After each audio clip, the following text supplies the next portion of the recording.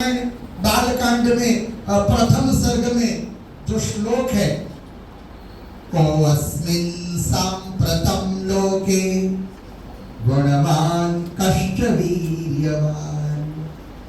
वाल्मीकि जी ने प्रश्न किया नारद जी को, इस संसार में ऐसा कौन पुरुष है, उत्तम पुरुष, जिनका चरित्र मैं निर्माण करूं। किंतु वाल्मीकि रामायण का आरंभ तप शब्द से हुआ। वाल्मीकि जी कैसे थे?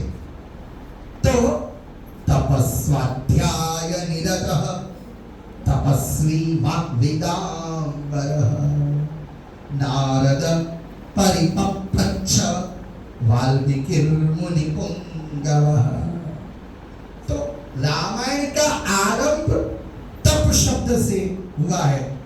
तो मैं इशारा करना चाहता हूं हमारी दोनों लेखिकाओं की ओर। दिव्या दुबे जी और तन्वी तिवारी जी ने नर्मदा जी के पावन तट पर तपस्या की है, इसीलिए राम कथामृत का प्रादुर्भाव हुआ। इन्होंने तप भी किया है और स्वाध्याय भी किया है। जो वाल्मीकि रामायण के बालकांड में जो प्रथम श्लोक में जो प्रथम पंक्ति उद्धृत हुई, तपस्वाध्याय निरतः तपस्वी वाग्वेदांबरः, तो तप और स्वाध्याय दोनों सार्थक किया है दिव्या बहन ने और तन्वी बहन ने। और इनका श्रेय जाता है माता पिता आदरणीय ज्योति बहन जी और योगेश भाई जी। माता ने सोचा कि बेटियों को संस्कार मिले। देखो, शिक्षण तो मिलता है और शिक्षण ऐसा मिलता है कि कोई अच्छा डॉक्टर बनता है, कोई अच्छा लॉयर समाज को मिलता है, कोई अच्छा कलाकार मिलता है।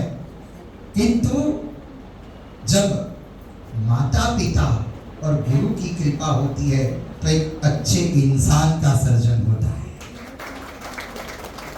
तो ज्योति बहन जी ने सोचा कि मेरी दोनों बेटियों को संस्कार मिले, और ये विचार इनके मन में आया तो मोहमयी नगरी इनका त्याग किया। मुंबई को संस्कृत में मोहमयी नगरी कहते हैं।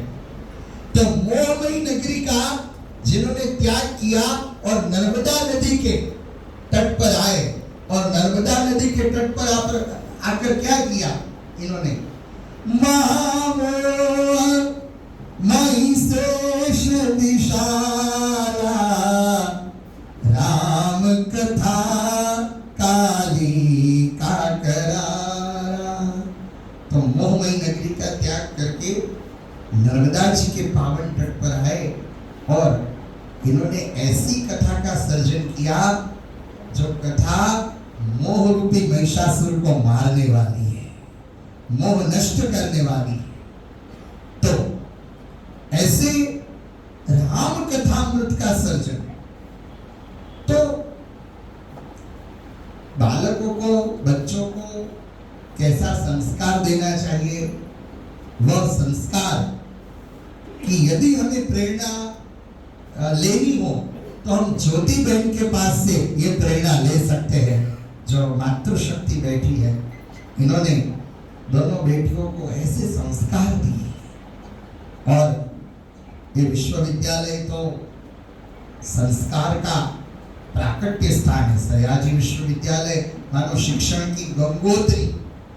सबसे पहले शिक्षण की शुरुआत ही सयाजी महाराजा ने की। तो ये ऐसी भावभूमि है, और ऐसी भावभूमि में ये उत्तम ग्रंथ का सर्जन हुआ। नर्मदा जी के पावन तट पर इन्होंने रचना की। आज दिव्या बहन और तन्वी बहन ने जो रचना की, आज मुझे रामचरितमानस की वो पंक्ति स्मरण में आती है कि तुलसीदास जी महाराज भी कहते हैं कि संवत सोर सेकती सा करहूं कथा हरि पद धरी सीसा नवमी भौम वार मधुमासा अवधपुरी यह चरित प्रकाशा। तुलसीदास जी महाराज कहते हैं, मैंने